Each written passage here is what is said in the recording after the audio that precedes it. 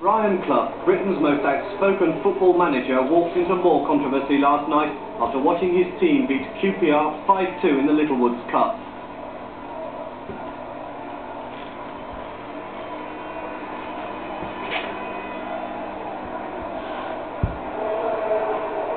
"20-year-old Sean O'Hara is a lifelong Forest supporter.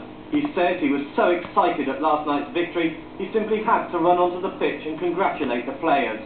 He's just swinging around like a madman, he was, with his fist hitting anyone in random. Were you hurt? Quite hurt. It just thumped me on the back of the head. It quite painful. Actually, I thought it was a Queen's Park Rangers fan who hit me. I turned round and I was with my mate. I just couldn't believe it. It was Ryan Clough there, and he's get off the pitch to everyone, and he's just swinging his fist all over. Were you causing any trouble?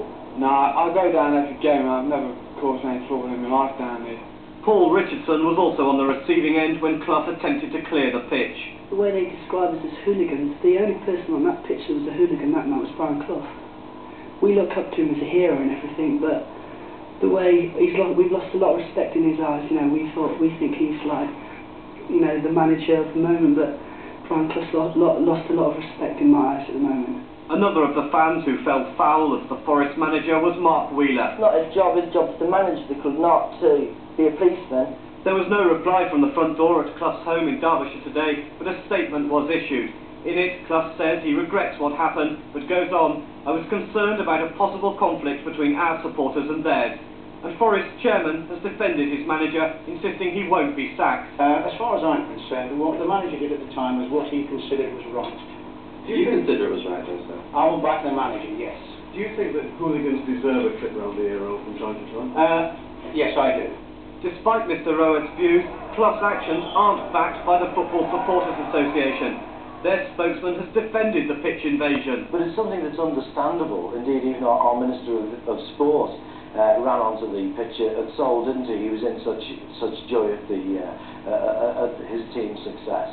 I think that Brian's gone off the wrong end of the pier over this one. Those kids were just jumping up and down, passing their own players on the back. And really, at this time in the debate about football, it was probably the worst possible thing he could have done. The police say they won't take any action against Clough unless complaints are made. So far, none of the fans involved has complained, but at least one believes the Forest manager should be prosecuted. Do you think he should be sacked? No, I don't think he should be sacked because he's a brilliant manager and he's done a lot for the club, but like people this morning on television saying he shouldn't have gone out fisting people. He should have, like, if he went onto the pitch, like would you say, would you mind getting off the pitch please, would you mind getting off the pitch please, not hitting you and fisting you. Do you think he should be prosecuted? Yeah, he should get done, but he's a good man, but he's done a lot for charity and stuff, but he shouldn't just go around hitting his own supporters or anyone in that matter.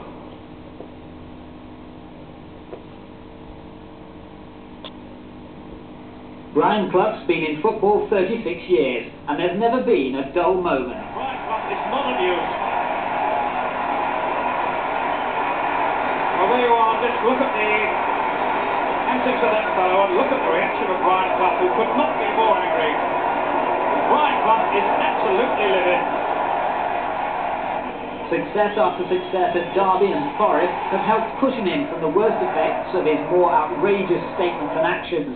Cloughy himself, though, won't accept he's a difficult man to deal with. I'd have thought I'm the easiest man to work with in the Football League. That's no kidding. The fans have loved him for years, but his outbursts have cost him the England job and lost him friends. His targets have been widespread. They've ranged from football directors even to the Prime Minister. And his one-man crusade against football hooligans even prompted this record. When the team you support loses a game, don't you go around looking for somebody to blame. It's a toss of a coin, it's a look of the draw. Football's a game, it's not making war. Sometimes it seems, though, that words just aren't enough.